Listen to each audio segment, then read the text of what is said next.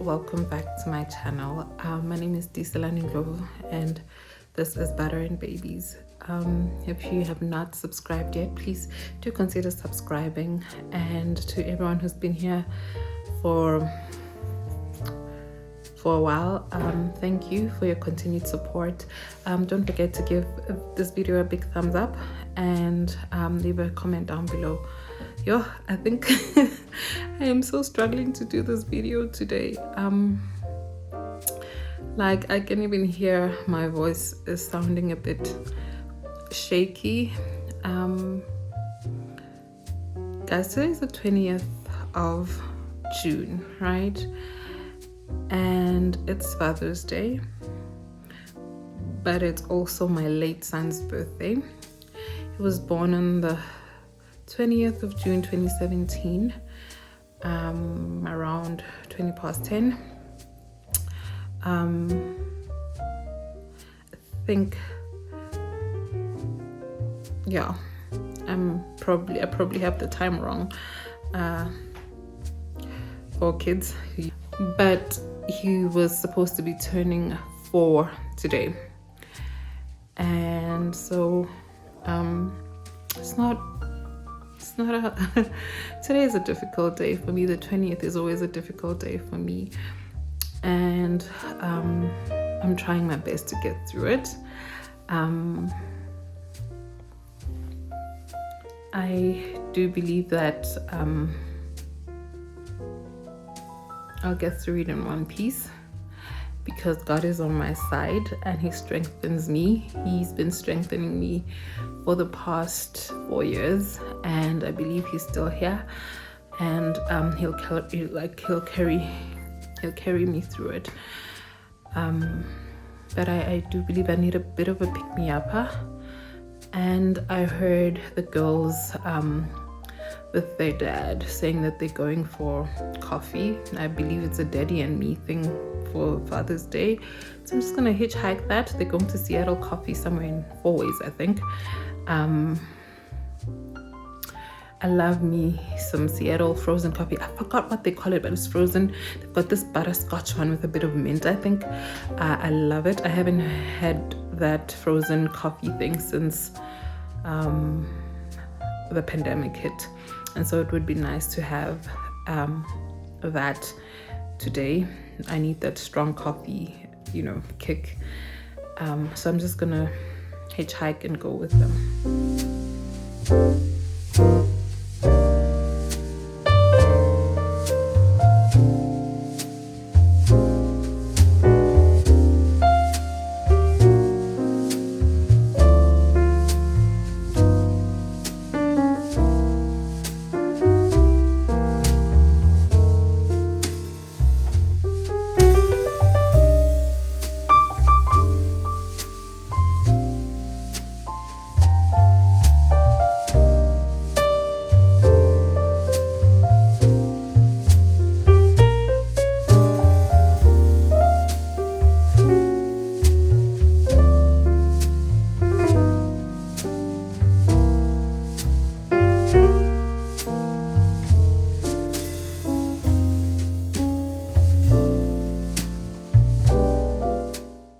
So guys, my camera decided to die while we were on the way to Seattle Coffee. So I couldn't film the rest of the trip.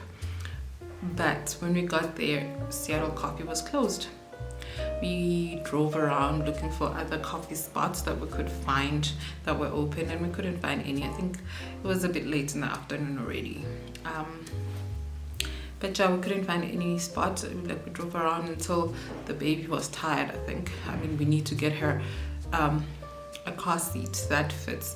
The one that she had, she's outgrown, and because we don't really go around much, we haven't gotten her a car seat, so she wasn't really comfortable sitting where she was sitting, and so we really do need to replace her car seat and get her one of those nice booster chairs that's more age appropriate for her. But anyway, I was just sitting here thinking, I've noticed that there are people who actually frown upon a person remembering or mentioning that it's mentioning a birthday of a loved one who's already passed on. And it's not like a person is coming out and saying, hey, let's go celebrate, and then buy cake and buy balloons, go to the grave on some, yeah, it's your birthday today. It's not about that. Jeez, I would never do that. But I mean, why wipe away somebody's existence by not even acknowledging certain dates? I mean, like, where is the harm? It's not even harm. Like, why would I just sit in my heart and be like, oh, it's his birthday, and just keep it to myself? It's when I feel like when you stop talking about something or about someone, you sort of wipe away their existence. I think I look, this is how it was for me. I think a lot of people didn't want to talk about it.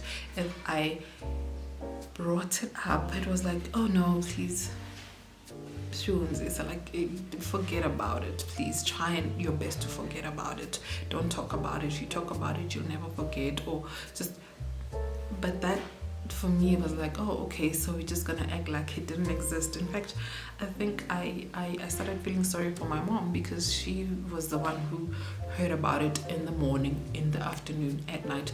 At least 5 times a day she'd get calls from me. And I think at one point I started apologizing, and she was like, don't apologize, it's okay, call me. And I'll forever just appreciate her for that, because you know what, guys, I'll share a story with you. So we were on this medical aid, and I had the app on my phone, and so it had everybody's name who was on the medical aid, and all the procedures that they had performed, and how much they were, and on which date, all the information. And so I would go on that app at least 5 to 6, 7 times a day, just to go see his name, Trevor Hlaluko Ndlovu, and all the procedures he had gone through on each day, and how much they cost, and why, like, all the information that was there, from his birth to everything, And I think I did that for an entire month. And, every time I went there, the information was there, his name was there. So it sort of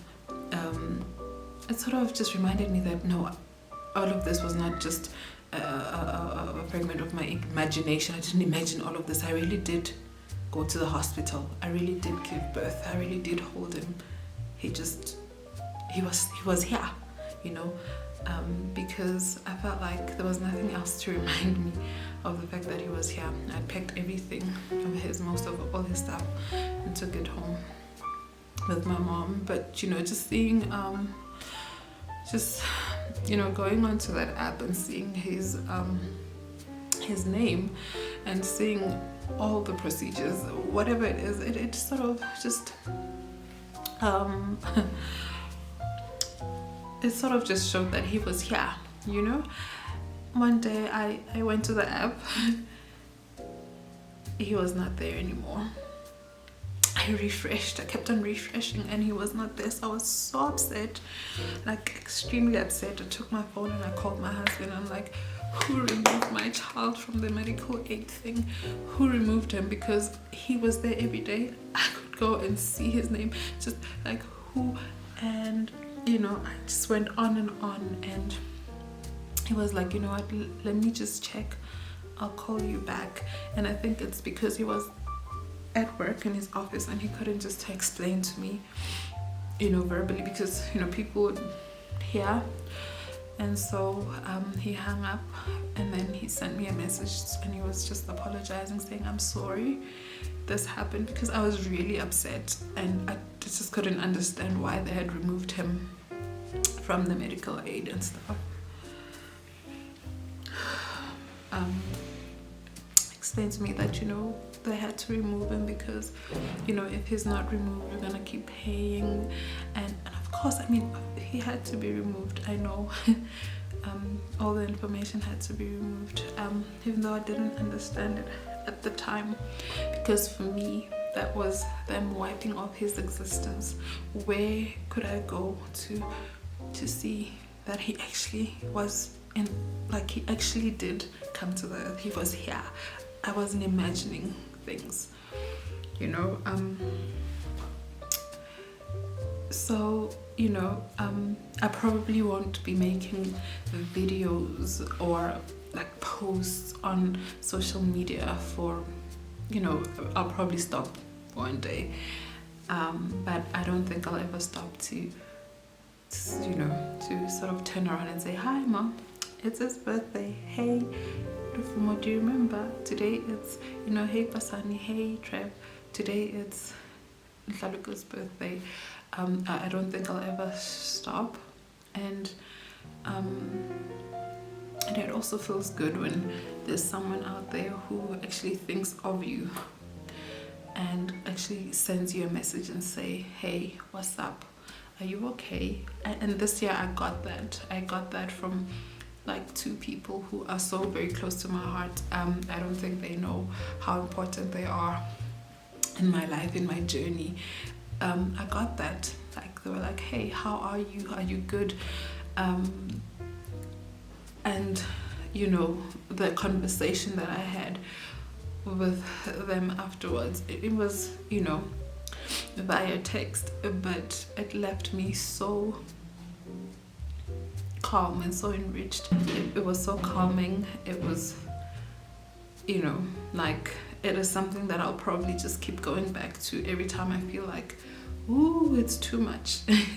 I'll go back to those messages, just to, you know, like, it's good to feel loved, and it's good when people out there actually think about you on days where you really need someone to pick you up. Anyway, I don't want to ramble on and on.